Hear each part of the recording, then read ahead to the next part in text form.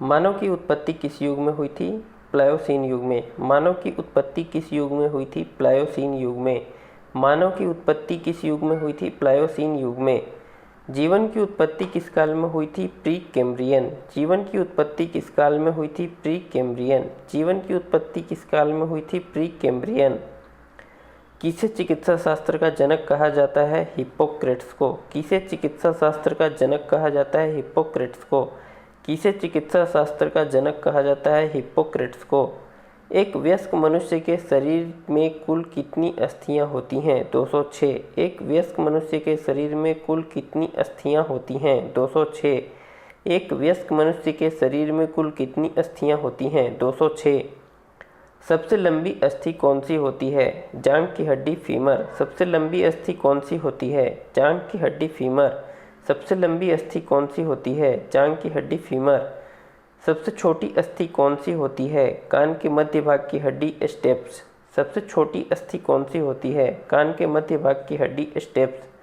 सबसे छोटी अस्थि कौन सी होती है? कान के मध्य भाग की हड्डी स्टेप्स। सबसे मजबूत हड्डी कौन सी होती है? जबड़ा। सबसे मजबूत हड्डी कौन सी होती है? जबड़ा। सबसे मजबूत हड्डी कौन सी होती है? जबड़ा। हृदय 1 मिनट में कितनी बार संकुचन और प्रसारण करता है? 72 बार। हृदय 1 मिनट में कितनी बार संकुचन और प्रसारण करता है? 72 बार।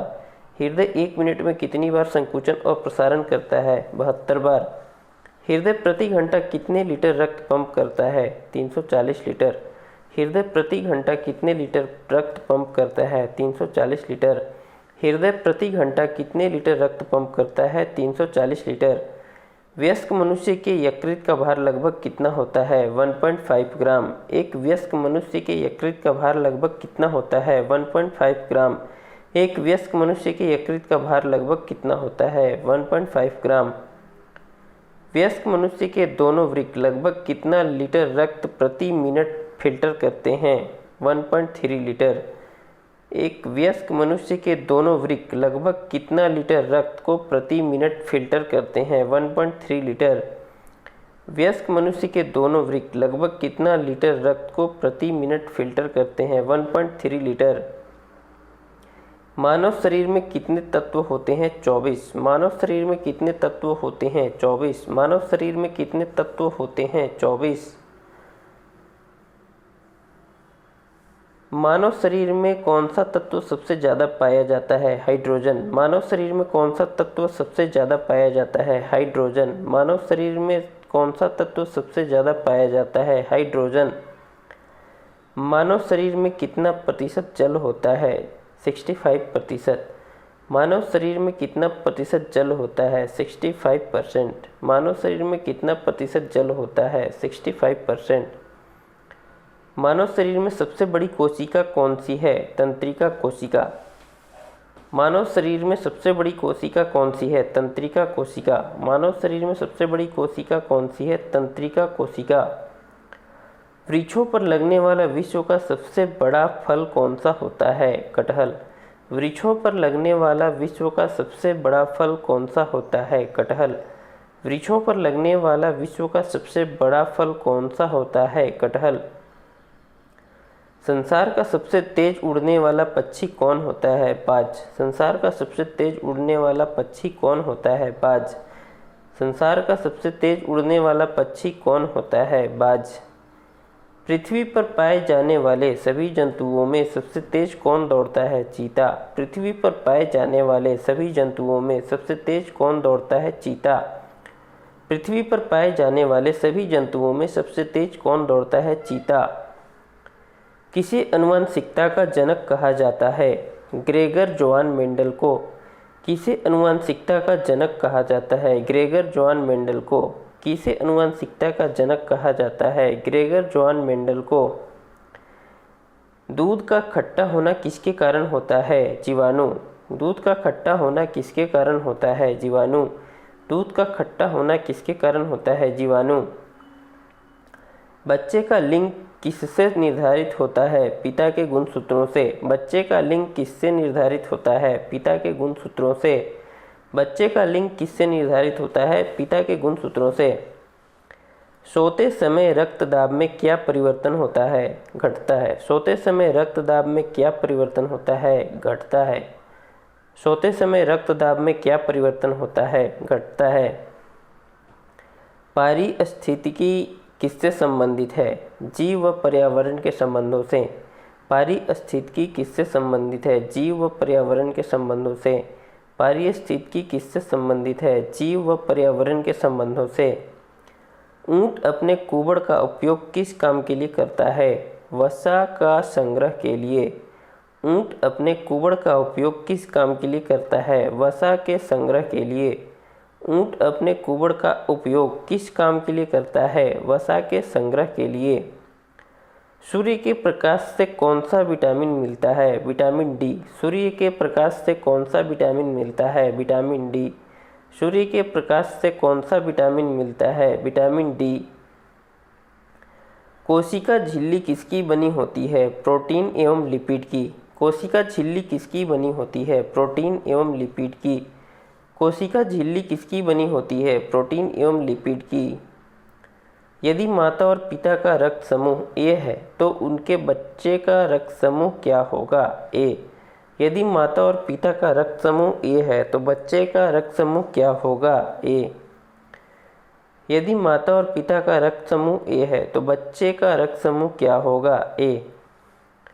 माता पिता के गुण संतान में किसके द्वारा स्थानांतरित होते हैं? क्रोमोसोम के द्वारा। माता पिता के गुणसूत्र संतान में किसके द्वारा स्थानांतरित होते हैं? क्रोमोसोम के द्वारा। माता पिता के गुणसूत्र संतान में किसके द्वारा स्थानांतरित होते हैं? क्रोमोसोम के द्वारा। रक्त की अशुद्धियाँ किस अंग में जाकर छन जाती हैं? वृक्कों में। रक्त की अशुद्धियाँ किस अंग में जाकर छन जाती हैं? वृक्कों में।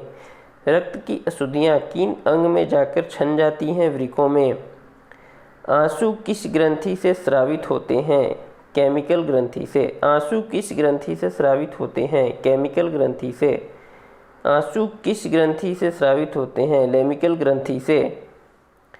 प्रोटीन अंतिम रूप से किसमें टूटता है? एमिनो अम्लों में। प्रोटीन अंतिम रूप से किसमें टूटता है? एमिनो अम्लों में। प्रोटीन अंतिम रूप से किसमें टूटता है? एमिनो अम्लों में। वसा के पाचन के लिए आवश्यक पीत किससे स्रावित होता है? यकृत से। वसा के पाचन के लिए आवश्यक पीत किससे स्रावित होता है? यकृत से। वसा के पाचन के लिए आवश्यक पीत किससे स्रावित होता है? यकृत से। बीसीजी का टीका किस रोग से छुटकारा पाने के लिए लगाया जाता है? क्षय रोग। बीसीजी का टीका किस रोग से छुटकारा पाने के लिए लगाया जाता है? क्षय रोग। बीसीजी का टीका किस रोग से छुटकारा पाने के लिए लगाया जाता है? क्षय रोग। मधुमेह रोग किसकी कमी से होता है? इंसुलिन। मधुमेह रोग किसकी कमी से होता है? इंसुलिन। मधुमेह रोग किसकी कमी से होता है? इंसुलिन। ग्रुप ए रक्त वाले व्यक्ति को किस ग्रुप का रक्त दिया जा सकता है? ए तथा ओ। ग्रुप ए वाले व्यक्ति को किस ग्रुप का रक्त दिया जा सकता है? ए तथा ओ। ग्रुप ए वाले व्यक्ति को किस ग्रुप का रक्त दिया जा सकता है? ए तथा ओ। एड्स की बीमारी किसके द्वारा फैलती है? विषाणु के द्वारा। एड्स की बीमारी किसके द्वारा फैलती है? विषाणु के द्वारा। एड्स की बीमारी किसके द्वारा फैलती है? विषाणु के द्वारा। किसके रोगी को डायलिसिस पर रखा जाता है? वृक्क। किसके रोगी को डायलिसिस पर रखा जाता है? वृक्क। किसके रोगी को डायलिसिस पर रखा जाता है? वृक्क। किस अंग की गड़बड़ी से मधुमेह की बीमारी होने की संभावना है? अग्नाशय। किस अंग की गड़बड़ी से मधुमेह की बीमारी होने की संभावना है? अग्नाशय। किस अंग की गड़बड़ी से मधुमेह की बीमारी होने की संभावना है? अग्नाशय। सबसे अधिक मात्रा में प्रोटीन प्रति ग्राम किसमें पाया जाता है? सोयाबीन में। सबसे अधिक मात्रा में प्रोटीन प्रति ग्राम किसमें पाया जाता है? सोयाबीन में। सबसे अधिक मात्रा में प्रोटीन प्रति ग्राम किसमें पाया जाता है? सोयाबीन में। खिलाड़ियों के लिए तुरंत शक्तिदायक कौन होता है? कार्बोहाइड्रेट्स। खिलाड़ियों के लिए तुरंत शक्तिदायक कौन होता है? कार्बोहाइड्रेट्स। खिलाड़ियों के लिए तुरंत शक्तिदायक कौन होता है? कार्बोहाइड्रेट्स। एंजाइम क्या है? प्रोटीन। एंजाइम क्या है? प्रोटीन। एंजाइम क्या है? प्रोटीन। ट्रैकोमा रोग किस अंग से संबंधित रोग है? आँख से। ट्रैकोमा रोग किस अंग से संबंधित रोग है? आँख से। ट्रैकोमा रोग किस अंग से संबंधित रोग है? आँख से। विश्व एड्स दिवस कब मनाया जाता है? 1 दिसंबर को। विश्व एड्स दिवस कब मनाया जाता है? 1 दिसंबर को। विश्व एड्स दिवस कब मनाया जाता है? 1 दिसंबर को। सर्वदाता रक्त समूह कौन होता है? ओ। सर्वदाता रक्त समूह कौन होता है? ओ। सर्वदाता रक्त समूह कौन होता है? ओ।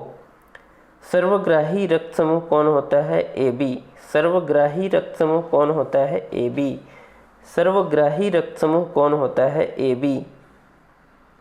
ए बी रक्त समूह वाला व्यक्ति किस रक्त समूह के व्यक्ति से रक्त ग्रहण कर सकता है? सभी से। ए बी रक्त समूह वाला व्यक्ति किस रक्त समूह के व्यक्ति से रक्त ग्रहण कर सकता है? सभी से।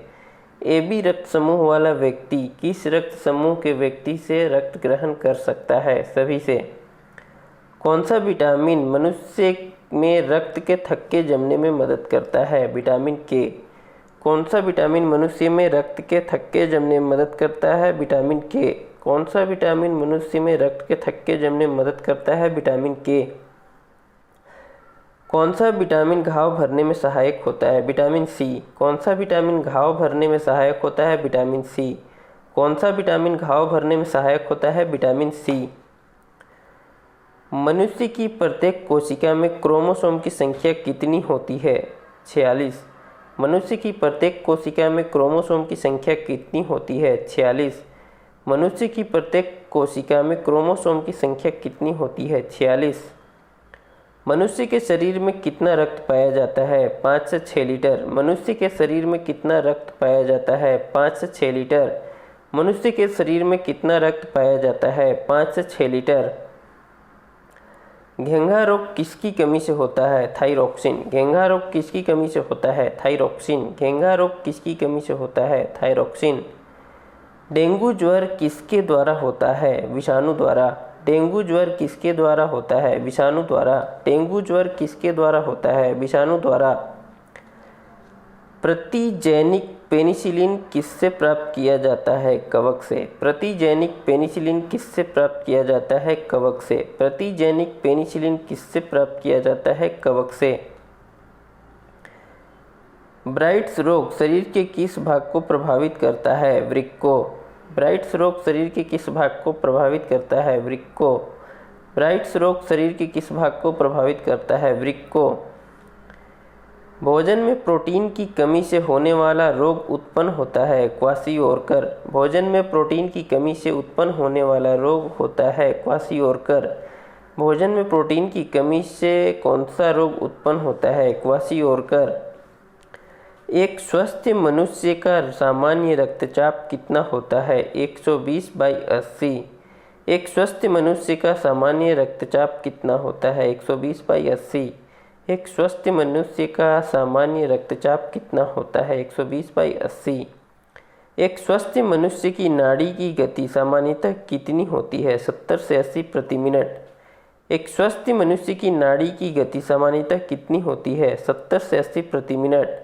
एक स्वस्थ मनुष्य की नाड़ी की गति सामान्यतः कितनी होती है? 70 से 80 प्रति मिनट। एक स्वस्थ व्यक्ति का हृदय प्रति मिनट कितनी बार स्पंदन करता है? 72। एक स्वस्थ व्यक्ति का हृदय प्रति मिनट कितनी बार स्पंदन करता है? 72। एक स्वस्थ व्यक्ति का हृदय प्रति मिनट कितनी बार स्पंदन करता है? 72। पेनिसिलिन की खोज किसने की थी? अलेक्जेंडर फ्लेमिंग ने। पेनिसिलिन की खोज किसने की थी? अलेक्जेंडर फ्लेमिंग ने। पेनिसिलिन की खोज किसने की थी? अलेक्जेंडर फ्लेमिंग ने। शरीर में एनीमिया रोग किसकी कमी से होता है? आयरन। शरीर में एनीमिया रोग किसकी कमी से होता है? आयरन। शरीर में एनीमिया रोग किसकी कमी से होता है? आयरन। इंसुलिन की खोज किसने की थी? बेंटिन ने। इंसुलिन की खोज किसने की थी? बेंटिन ने। इंसुलिन की खोज किसने की थी? बेंटिन ने। किसको आत्महत्या की थैली कहा जाता है? लाइसोसोम। किसको आत्महत्या की थैली कहा जाता है? लाइसोसोम। किसको आत्महत्या की थैली कहा जाता है? लाइसोसोम। अत्यधिक शराब पीने से शरीर का कौन सा अंग प्रभावित होता है? यकृत। अत्यधिक शराब पीने से शरीर का कौन सा अंग प्रभावित होता है? यकृत। अत्यधिक शराब पीने से शरीर का कौन सा अंग प्रभावित होता है? यकृत। शरीर में रक्त बैंक का काम कौन सा अंग करता है? तिल्ली। शरीर में रक्त बैंक का काम कौन सा अंग करता है? तिल्ली। शरीर में रक्त बैंक का काम कौन सा अंग करता है? तिल्ली। भारत में प्रथम बार हृदय का सफल प्रत्यारोपण करने का श्रेय किसको है? डॉक्टर पी वेणुगोपाल को। भारत में प्रथम बार हृदय का सफल प्रत्यारोपण करने का श्रेय किसको है? डॉक्टर पी वेणुगोपाल को। भारत में प्रथम बार हृदय का सफल प्रत्यारोपण करने का श्रेय किसको है? डॉक्टर पी वेणुगोपाल को। शरीर के किस भाग में पीत का निर्माण होता है? यकृत में। शरीर के किस भाग में पीत का निर्माण होता है? यकृत में। शरीर के किस भाग में पीत का निर्माण होता है? यकृत में। होम्योपैथी चिकित्सा पद्धति का जनक कौन है? हैनीमैन। होम्योपैथी चिकित्सा पद्धति का जनक कौन है? हैनीमैन। होम्योपैथी चिकित्सा पद्धति का जनक कौन है? हैनीमैन। डबल रोटी बनाने में किसका प्रयोग किया जाता है? यीस्ट का। डबल रोटी बनाने में किसका प्रयोग किया जाता है? यीस्ट का। डबल रोटी बनाने में किसका प्रयोग किया जाता है? यीस्ट का। प्रथम परखनली शिशु का नाम क्या था? लुईस। प्रथम परखनली शिशु का नाम क्या था? लुईस। प्रथम परखनली शिशु का नाम क्या था? लुईस। ऑक्सीजन की कमी से कौन सा रोग होता है? हाइपोक्सिया। ऑक्सीजन की कमी से कौन सा रोग होता है? हाइपोक्सिया। ऑक्सीजन की कमी से कौन सा रोग होता है? हाइपोक्सिया। हल्दी के पौधे का खाने लायक हिस्सा कौन सा होता है? प्रकंद। हल्दी के पौधे का खाने लायक हिस्सा कौन सा होता है? प्रकंद। हल्दी के पौधे का खाने लायक हिस्सा कौन सा होता है? प्रकंद। पालक के पत्तों में किसकी मात्रा सबसे अधिक होती है? आयरन की। पालक के पत्तों में किसकी मात्रा सबसे अधिक होती है? आयरन की। पालक के पत्तों में किसकी मात्रा सबसे अधिक होती है? आयरन की। किस पेड़ की छाल से कुनैन मिलती है? सिलिकोना बेलाडोना। किस पेड़ की छाल से कुनैन मिलती है? सिलिकोना बेलाडोना। किस पेड़ की छाल से कुनैन मिलती है? सिलिकोना बेलाडोना।